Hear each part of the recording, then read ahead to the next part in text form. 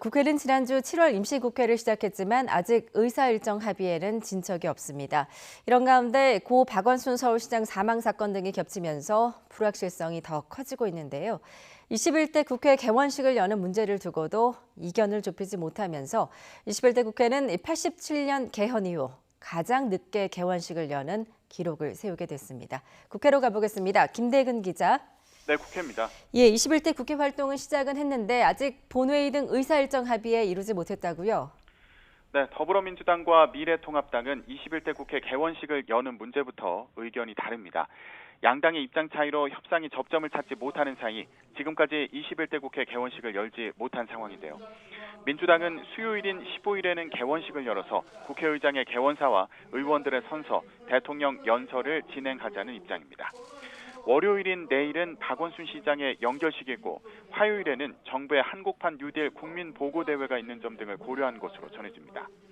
이에 반해 통합당은 민주당의 단독 원구성에 불만을 나타내며 개원식 없이 교섭단체 대표연설 등 국회 일정을 바로 시작해야 한다고 주장하고 있습니다.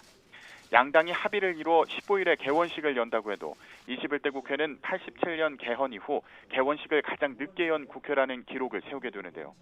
지금까지는 2008년 7월 11일 18대 국회 개원식이 가장 늦은 기록이었습니다.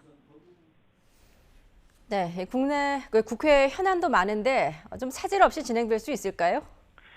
네, 인사청문회 일정과 최근 정부가 발표한 부동산 대책 관련 법안 등 7월 임시국회에서 처리해야 할 현안이 잔뜩 쌓여 있습니다. 우선 여야는 20일 한상혁 방통위원장 후보자와 김창룡 경찰청장 후보자 인사청문회를 열기로 했습니다.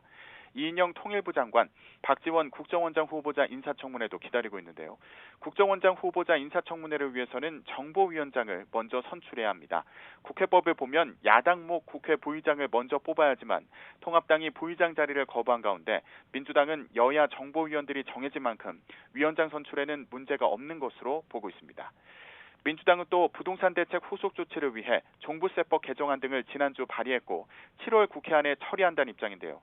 통합당은 종부세 강화 등에 반대하고 있어서 여야 논의 과정이 주목됩니다.